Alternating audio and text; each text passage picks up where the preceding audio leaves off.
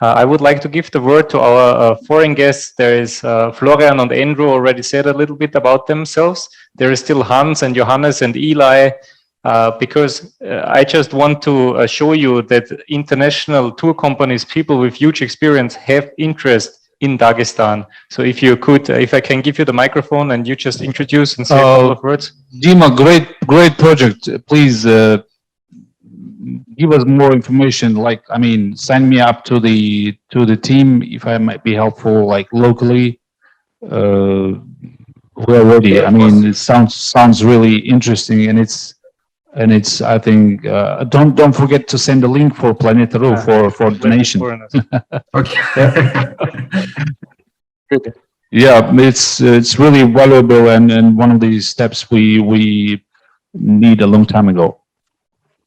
It's great that you started it. You can join the Telegram channel and now join it. Dmitry, we will help you if you will make your pass through Tabasaran region.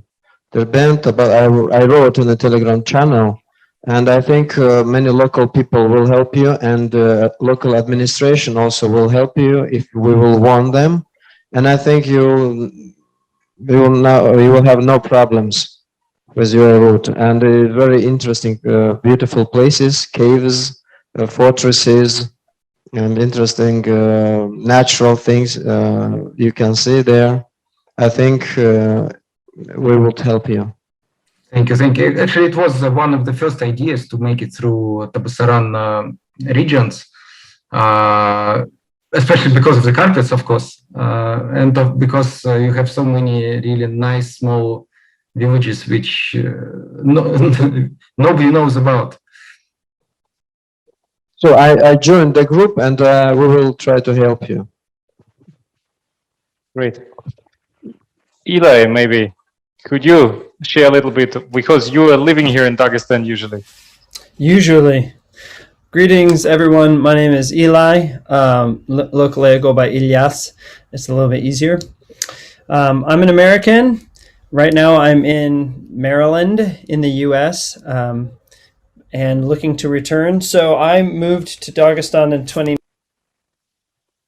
Sorry. Yep. Sorry about that. I moved to Dagestan in 2019 with a business that I started called Apricot Media and Consulting. And our goal, our purpose is, our vision is to champion unsung cultures. And the idea is to use media and ethnography, which is my background, to help and contribute to smaller cultures that people don't know about. And we got captivated by Dagestan, probably similar to a lot of people. As soon as we got there, we said, oh, this is unique. This is amazing. We want to spend time here. We want our kids to grow up part of their childhood here. So we just moved in, and had just gotten started really before COVID hit, and we came back to the U.S. Also to have a baby. So we are eager to get back.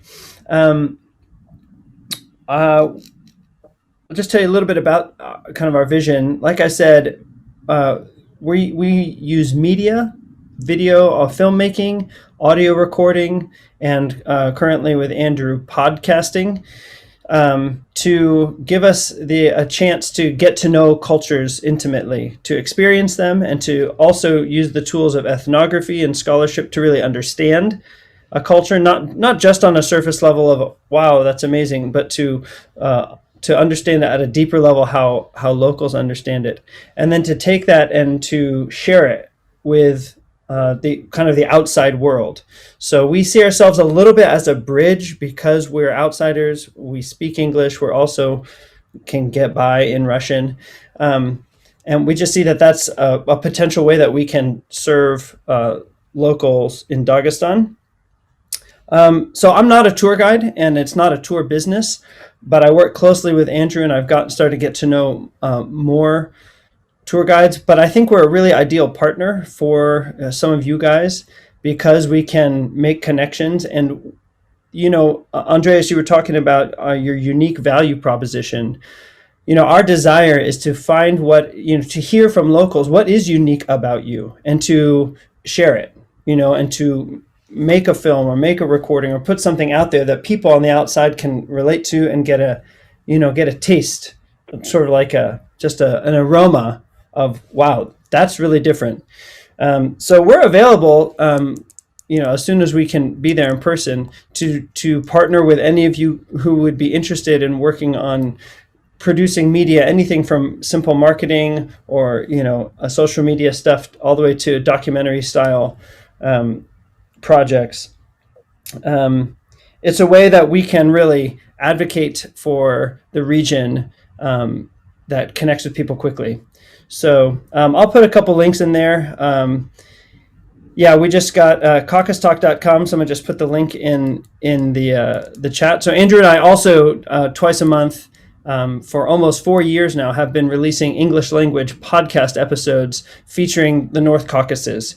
And our goal is to be a positive source of news and reporting, not reporting really, but just interviews and experiences from the North Caucasus. And as far as we know, we're the only ones in the English language doing that in the world. So it's been an amazing experience. Thank you very much, Eli. And I think in this community, English-speaking tourism community, which we create here, you will find many interesting candidates for future interviews.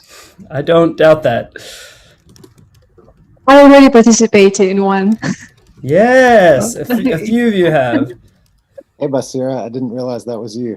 Hello. Oh, that's Basira. Hi. Yes, that's me. So guys, join the Recognize podcast, the voice CaucasTalk. Yeah, it was interesting. Thank you. I'll Well- add to what Eli said. Go ahead. This tourism, there's so many aspects that of it that we can all help develop together. So many of us work in traditional tourism, right? Hosting tourists, guiding them. But like Eli, for example, does videography, filmmaking. We do audio podcasting. These are kind of ways to market the region. I know Andreas and I right now are developing virtual tourism for Dagestan and other parts of the region. I think that any way we can just strengthen our relationships, we can find different ways to partner together. Yeah.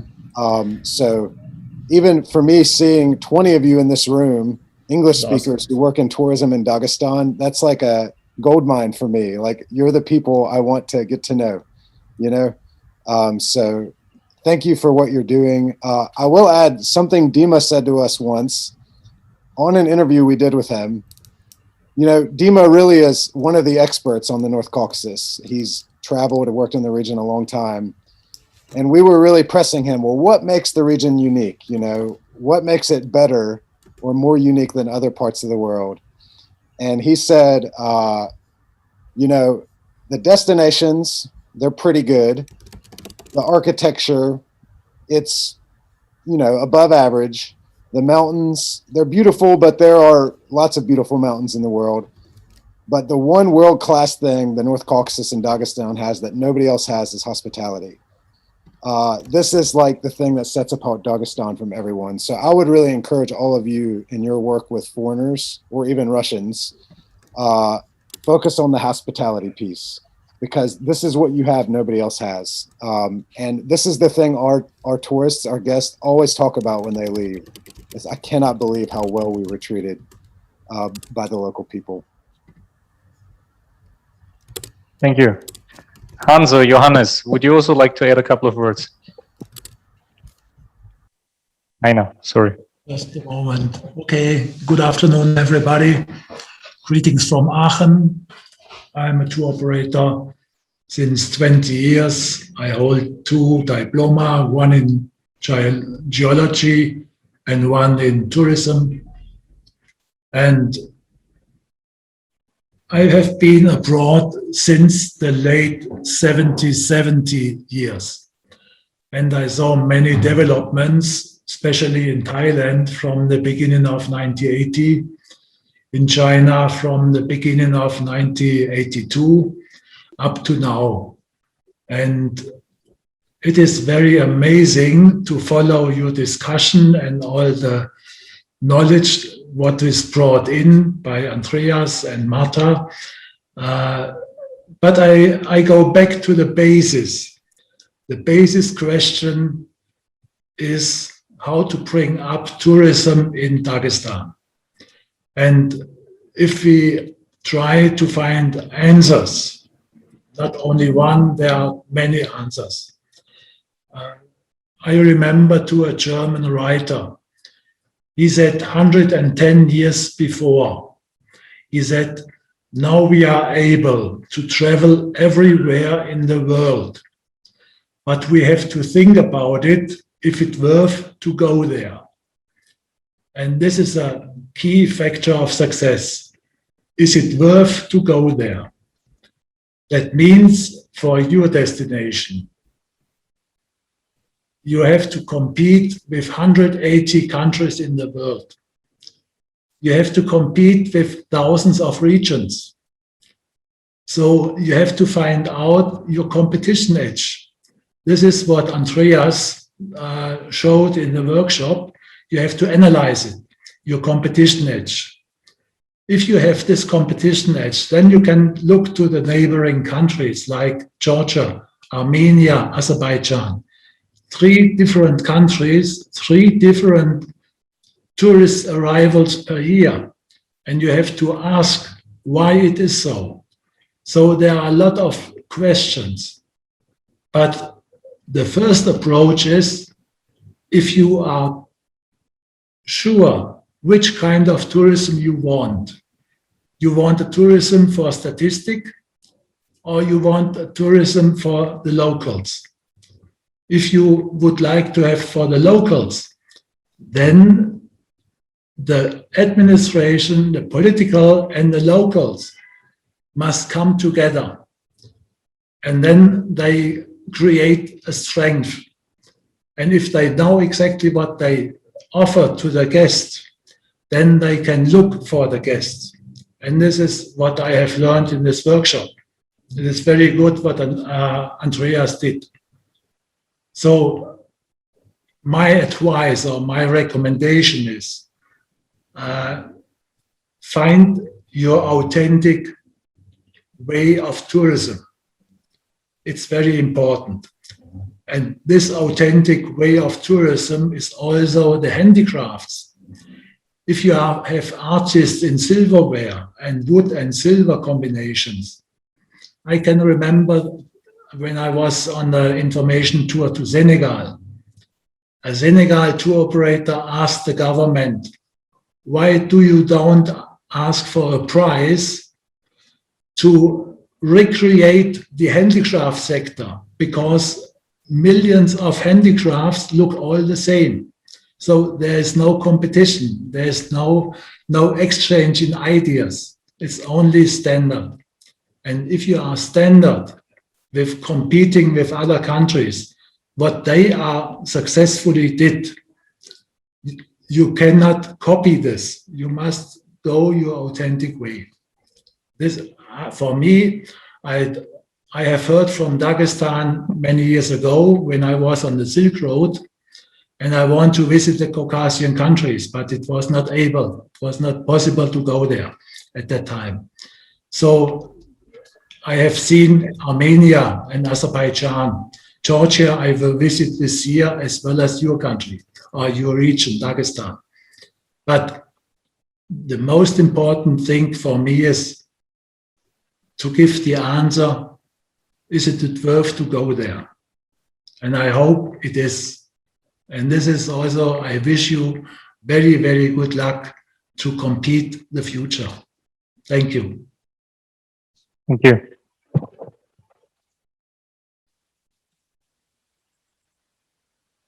Very good question. Thank you very much. Is it worth to go to visit that place? Yeah, this must be like a, Yeah.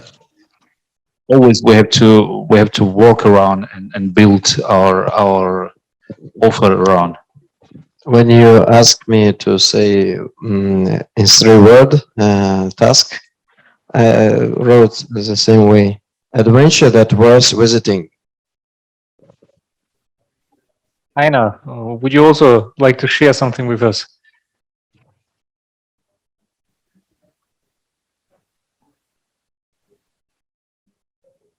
Good. Hello? Yes, do you hear me? Yes. Okay. So my name is Hans Heiner. I am from Germany. I am from Berlin, but I am living in Georgia for many years. I'm married in Georgia. And my son is now studying in Berlin, and he just came for a visit to Georgia. And we have a tour company, mainly for the German market, Austria, Switzerland, and we started with Georgia approximately 15, 20 years ago. And then we moved to Armenia and then to Azerbaijan because our company is called Caucasus Reisen. And we try to fulfill this mission to include the whole Caucasus. And then later I met Dimitri Nimishev from Caucasus Explorer approximately 4 years ago. And I had for a long time the wish to include the Northern Caucasus, Chechnya, Dagestan, because from Georgia, it seems to be very close. You know, when we are in the mountains, we can look to your mountains, but we could never really get to it. Or it was possible, but it seemed more impossible than it actually was. Because of all these political difficulties of the war in Abkhazia, Ossetia, in the war with 2008, you know, there were always these obstacles, but me and our main customers are very interested politically, historically, geographically. So we try to attract the adventurer, the explorer, the journalist, the media people, the artist people, who look for the secrets of this bigger cosmos, Caucasus, which stretches from Iran to Sochi, yes, or to Rostov, yes. So the whole region is very diverse. It's very interesting. And that's why I want to say thank you to Andreas and to Kamal and to the other people I see here at the table, because you are making a great job Thank you, Heiner. to open up the regions. And also Dimitri, he is making a pioneer work. And we are very thankful that for the job you are doing. I'm personally very thankful for the people I met in my visits in the Northern Caucasus in the last 3 or 4 years. I plan to come this summer again and to meet Andreas and his family, and also to go deeper into Dagestan on my own, not in a group, but with my own family, for example. And there were many smart words said here. I learned a lot, although I'm already like 20 years in the business. You know, you said so many interesting things. Thank you. I want to add that you have a big potential with those people and those tourists which already came here to Georgia. Like there are several millions of people who came to Georgia, to Armenia, to Azerbaijan. And they are very interested in the Northern Caucasus, also because of the mostly Muslim religion, of the different architecture, of the different landscape, the different food, culture. And that's why we try to bring our best customers and our best guests to you as well. And the interest is rising. The biggest obstacle was the visa and the border, and those things seem to be less a problem now in the future. So I'm very optimistic. And the last word I want to say is the problem of tourism itself. Also, others touched this question, that tourism is sometimes developing too fast and is destroying its own beauty. So we could see this in Georgia very well. From 2010, for example, everything was unspoiled and untouched almost. And then to 2017, 18, it was too many tourists and it was not nice anymore. And it was over touristic. And now we are back to 2009. We have no tourists here. It's again very unspoiled. And now we start again to tell our guests, please come now. Now you see unspoiled Caucasus. So it's also a time for new orientation.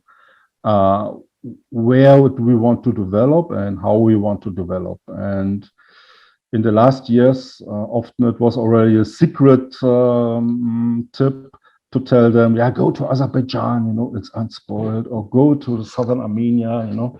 And also Dagestan had this for what I give to my tourists. So I'm looking forward for an exciting time together, and I know only maybe 5% of the Northern Caucasus, and I'm waiting for the rest, you know. Thank you. Thank you, Heiner. Nice to see you in our company. So we are open for discussion. Any questions which are still unanswered? Any comments? The official program is over. It's just time to just chat with each other when there is something left. Can I? Again, my name is Marat, and maybe today we are a little bit tired, but it was a very interesting conference. Thank you for everybody who helped us to do this, who participated in it. And I wanted to ask our foreign participants about one question that is important for me. And I think it's another point for developing tourism in Dagestan, especially. It's a question of event tourism. So are you interested in event tourism, for example, to come and to see some traditional holidays that we spend here, to take part in such holidays? Is it interesting for you as a tourist to come to visit to Dagestan? And if it is interesting point, I think we shall discuss, leave it for next conference also as a topic for conversation.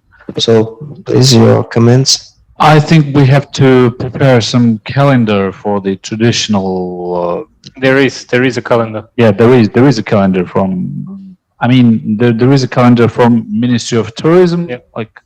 But there is not all the events are included there, I'm afraid. But there are some specific events which are not so popular, not so covered by the media. I think we have to prepare from our side. Then I'm sure it's going to be interesting. Yeah.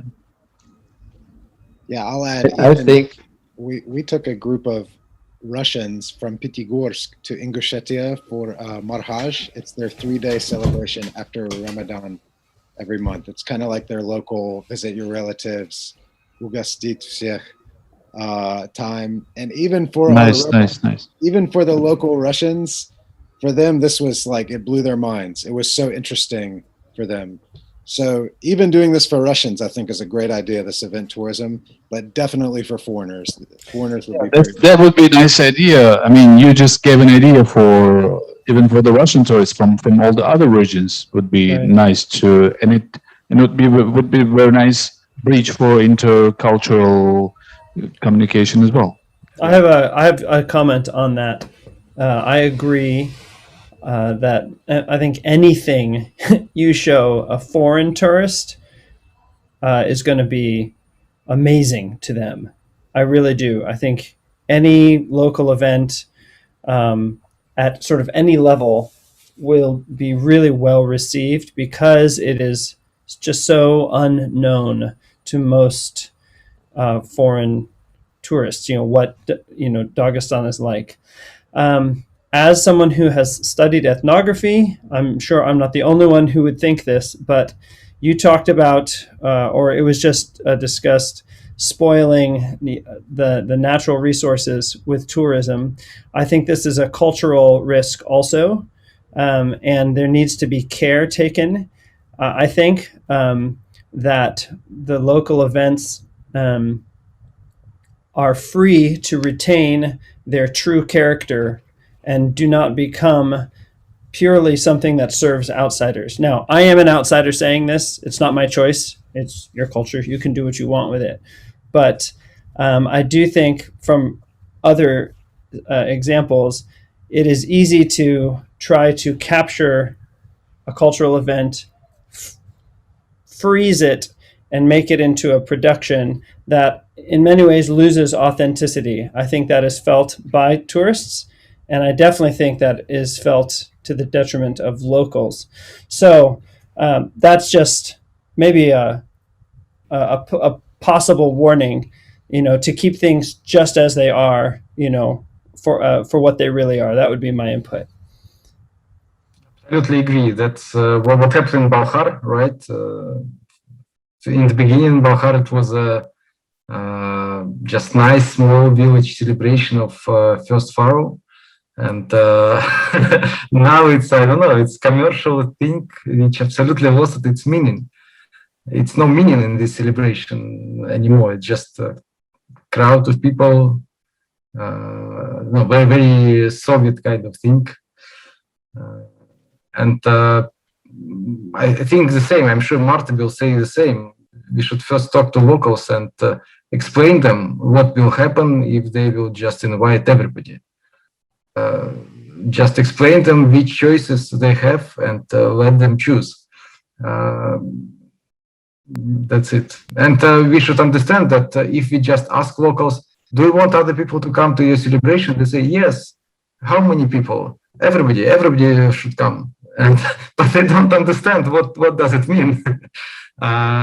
If they really understand what are the consequences, maybe they will choose something else. Like, in Yanvar, they have a festival somewhere far in the jungle, and they let only just 50 or 100 people to visit the festival.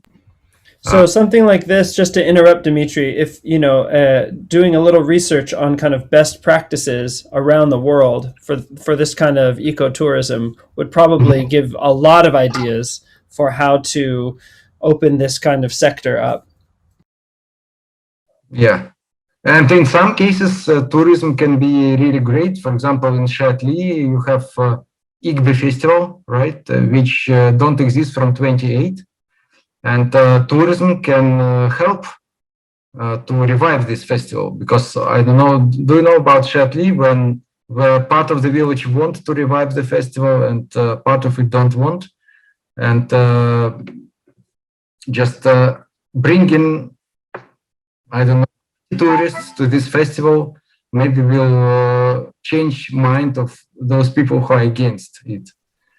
And we will revive this really great tradition.